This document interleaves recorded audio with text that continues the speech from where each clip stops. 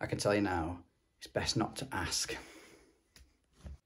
This side, however, isn't going to be straightforward.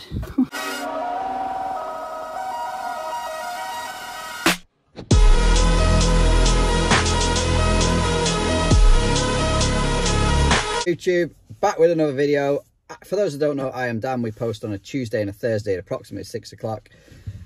Make sure you subscribe because we're approaching 3,000. And it was at this point in the video that the customer came out to greet me, so I had to cut it short. Anyway, as I was saying, we're approaching 3,000, so I want to hit that by the end of the year. If you guys can make it possible by subscribing, then please do so and enjoy the video. So yeah, we've got a few radiators to change to doubles. Obviously, heat loss calc these out because the room's running. There's a bathroom in this, but it's only small to run off 55 degrees, future proofing. Unfortunately, all the pipework is 8mm though. I'm going to upgrade that to 15, I think, through the floor, but it depends if the customer wants me to take this liner up or not. So that's radiator 1. I installed this boiler. It has been on YouTube before. This was a back boiler to combi conversion. I installed this about a year ago. Not a bad little job. So at least we know that'll work all right when we've drained it down. And this one's got to be changed, and there's one downstairs, but I've got to do something with these pipes.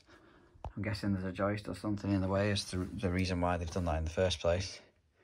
I've only got 2 to do upstairs and 2 to do downstairs. Do I drain the whole system? Probably not. I'm probably going to take the pressure off and just do one at a time, even though it's only, there's only, let's say, 7 or 8 radiators in the whole house, but yeah, I think it's quicker just to do it the way I do it.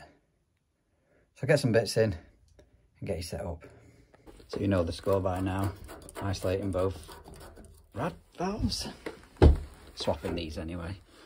Obviously that's an 8mm valve. Not going to be connecting back onto that, am I? And I think the radiator's altering size as well. I think it's actually narrower, this one, and double. So yeah, shut these both off. So I've just undone that nut off the radiator tail into the valve, and I'm going to empty this out into a bucket. Open the bleed point in a second to allow air in, so the water will come out the bottom, and that radiator will be ready for lifting off. You know the score by now with me.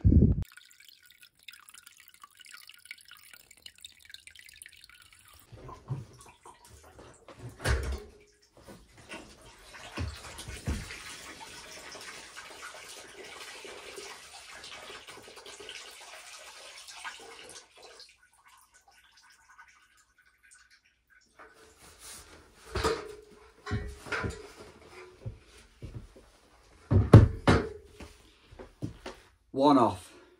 Before I do anything on that, I'm going to take the bathroom one off, get them out of the way, and I can hang the new ones both at the same time. I absolutely despise flat-headed screws. Ugh.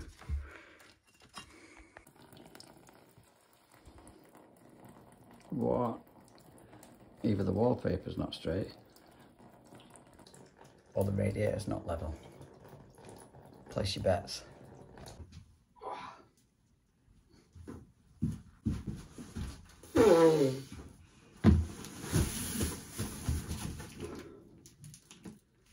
And this is the lightest one.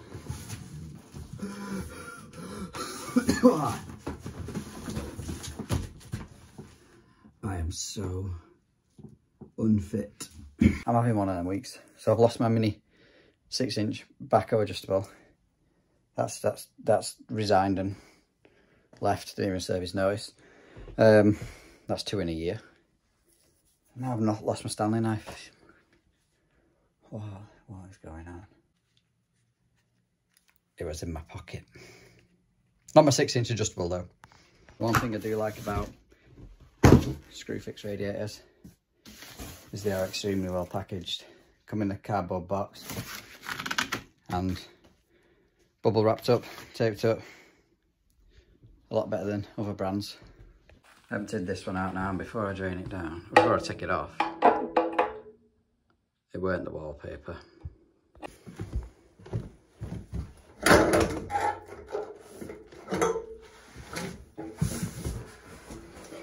Yeah, baby. Right, so the customer wants this centre of the window.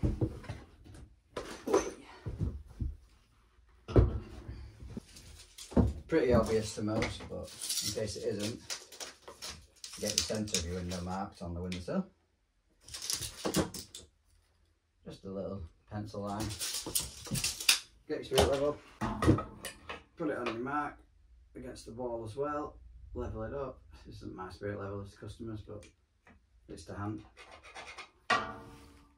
Draw a little C, just in case you forget. That is the centre point we're working to. So we're going to get centre of the radiator, 1200. So obviously 600 will be centre. You just slide the radiator over so it's in line with that. Then we're going to look for the brackets on the back. And we're going to mark a little centre line, like so, on the radiator itself. Then we're going to push the radiator back to the wall and transfer them lines onto the wall themselves. That's our centres for our brackets. Now we're just going to level them lines down so the brackets will be perfectly vertical, plumb when we fix it up. So let's say we want this radiator 8 inches off the floor. Basically we're going to put our bracket onto the radiator and measure from the bottom of the bracket to the bottom of the rad, which is 85mm. So 85mm plus 8 inches, let's say that's 200 for easy reckoning. It might be, don't know. So 825 we'd then mark on the wall, and that's the bottom of our bracket. So that line there is where they want the bottom of the radiator, and that above it is your 85mm. Like I say, that will then go like that. Brackets can go on two ways, depending on how far the customer wants the radiator sticking out. So if they wanted it further off the wall, you put the short side against the wall, tighter to the wall, the longer part, and obviously then the short side will protrude. People sometimes want them further off the wall to get curtains behind, or they hang washing on it and stuff, but I personally think the short side sticking out looks best. So yeah, if we level that line from there to there with a long spirit level, that's how we'll keep our brackets horizontal and ready for hanging the radiator. I'll get them screwed up now. Thankfully the windowsill's level. Sometimes if the windowsill's not a level, which is quite often, I find you kind of have to unlevel the radiator to suit the windowsill. Otherwise when the customer walks in, it automatically looks like the radiator itself is pissed rather than the windowsill. These walls are like cheese, so I'm going to use the bolts supply with the actual radiator.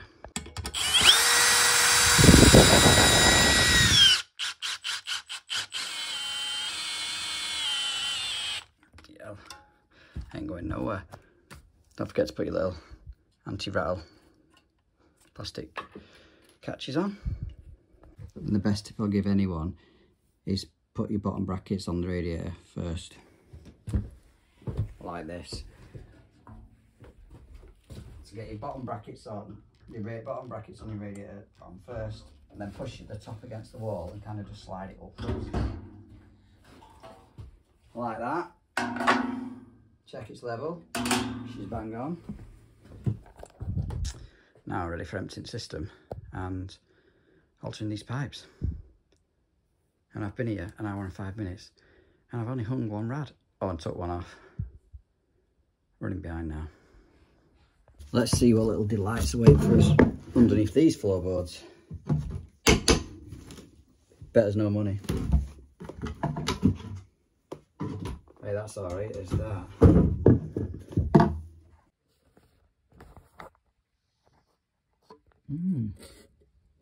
So yeah, it makes no sense as to why they dog-legged the pipework like that. But we're going to be, where the tapping is off this radiator distance off the wall, we're going to be coming straight down, so we'll be near enough in line with that anyway. And I'll just upsize it from 8mm here, solder a reducer on into a hand pull bend up and out. So I'll get them marked up now and drill that all through. This side, however, isn't going to be straightforward. Oh my god, there's pipes everywhere. I think it's that one though. It's them two are 10mm. Hard to see the difference, but you can when they're side by side. That is definitely that one. Better watch the cables when I drill through here though, aren't I? It's not good. Drew fixes offer on radiator valves at a minute. Sometimes they have an offer on where they send free lock shield into the RV, but this time they've reduced the price of these to a tenner. That's their offer. So I'm going to rapid glue these tails in now so I get time to set before I liven it back up. I don't want to make that mistake I made the other week. I livened it up too fast and that failed. So you'll see how I do radiator valves before, but I basically put laser level on the floor and then transfer that line on the boards. Same from the opposite side, if I can move the wires. Yeah, so point the laser centre of the valve, and again, arc it out. And that cross there will be, you can't even sod and see, that cross there will be perfectly horizontal, vertical, whatever you want to call it, plumb for my hole. I use these Bosch wood bits. It's got like a little screw point, threaded point on it, so it drags the drill bit through. Makes it dead easy, but if it snatches, don't have to crack your wrist. But yeah, highly recommend them. Hashtag not sponsored. Just pulled a bend on that piece 15. I'm going to put it under there and hopefully further up through that hole. Something like that. So we solder a reducer on there. Do the same on that side, but I'm going to finish this side first. We need to empty the system or drain it down, take pressure off. And basically if we open and do one side at once, the water should hold back. There's nothing coming out anyway, because when I took the radiator off in the bathroom, I suspected one of the valves was passing, so the pressure's already disappeared when I emptied that radiator out. But yeah, if we do one side at once, so I'll do this, well no, I'll shut that off and do that side first, so I'm only opening one end at once. The water should hold back. I've got a little 8mm pipe slice. This does not get used very often. Just makes the job easier though. So I've just cleaned up that fitting. There's a little bit of water coming out, but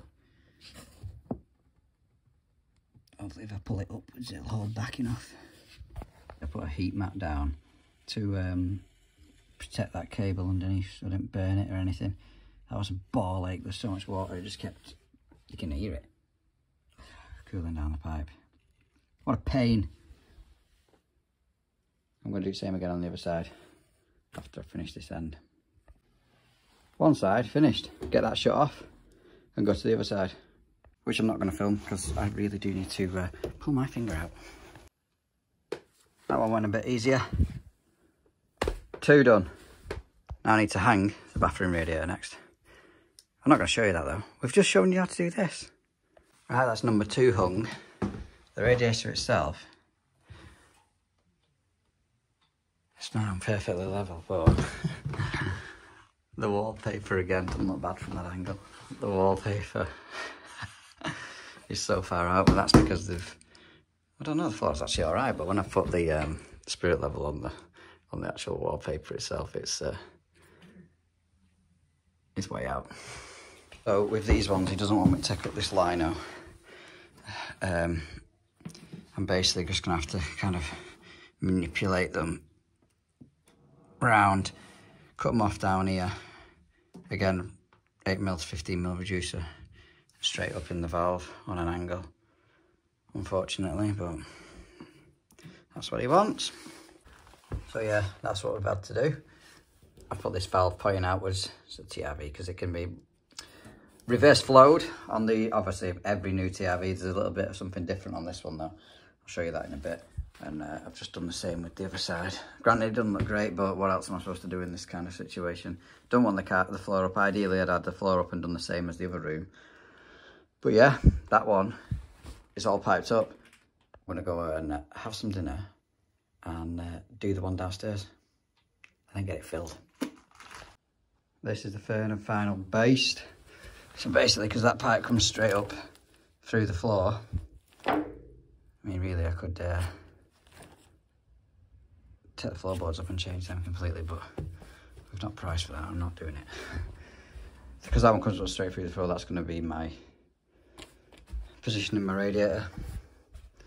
So that'll go straight in, like upstairs, 8mm to 15mm reducer. And this one, because it runs across just underneath the carpet, or out in some cases. I think the carpet's supposed to be underneath that. Cut and shorten or lengthen, whatever I need to do in there. Again, 8 to 15mm reducer. This is completely unrelated to the job. Well, it's not.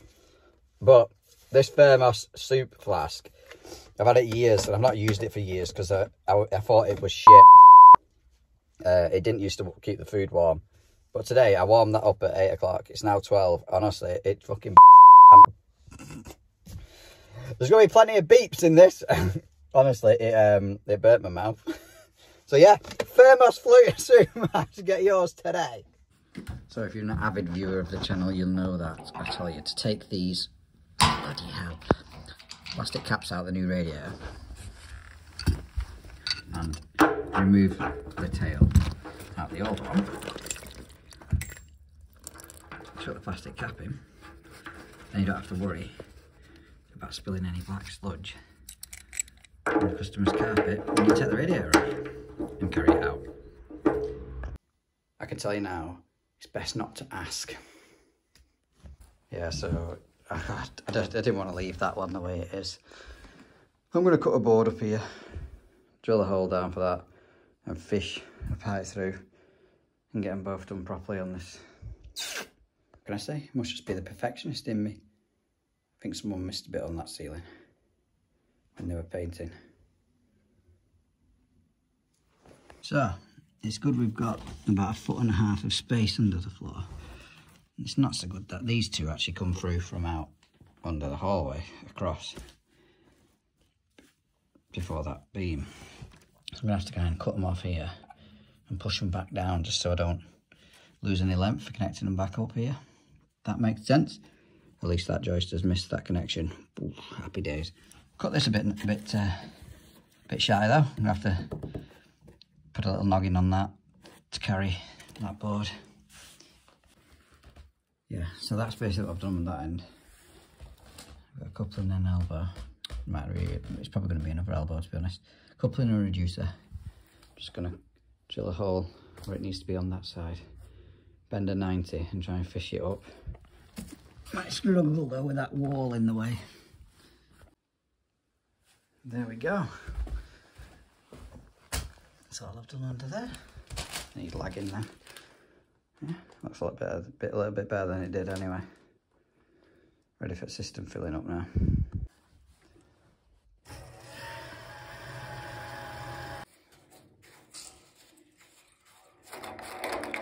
Yeah, so basically these have little arrows, so if this is the flow in, arrows pointing inside the radiator, but if you found that that was the flow in, you pull these little caps off with great difficulty. Basically, just like that. I've no idea how that does anything, but we'll find out, won't we? Makes sense now. See that arrow is pointing in line with the little black mark on the valve. I've just not got one on that side. So yeah, it would be basically pull that off and spin it around to that arrow if this was the return, but it's not. I got that wrong. If this was the return, the arrow's pointing back out of the radiator, meaning it's the correct way round. Jonathan was. So if this was the flow, it would want the grey collar lifting up and turning in line with that. I swear to God, I've just overcomplicated that. Just lift the grey collar up and swap it round if it's if it's the wrong way round. Easy, easy, easy, idiot. So that done. Board screwed back down, all tested up and working. Carpet's back down. Yeah. It's been a radical day. If you've liked it, give it a thumbs up. If you haven't, give it a thumbs down and consider subscribing. and I'll catch you on the next one. I also forgot to say, the next episode, we're changing that. And we've got to repair these dripping bath taps, to which my dad's been a plumber for, what was it, 51 years. And he reckons he's only ever have to change the washers in these type of taps once. And they're a bit different to a normal washer. So make sure you're tuning in for that, because it's more than likely going to be eventful. Oh yeah, another thing. I don't know if you can see that. Where is it? Lead waste pipe.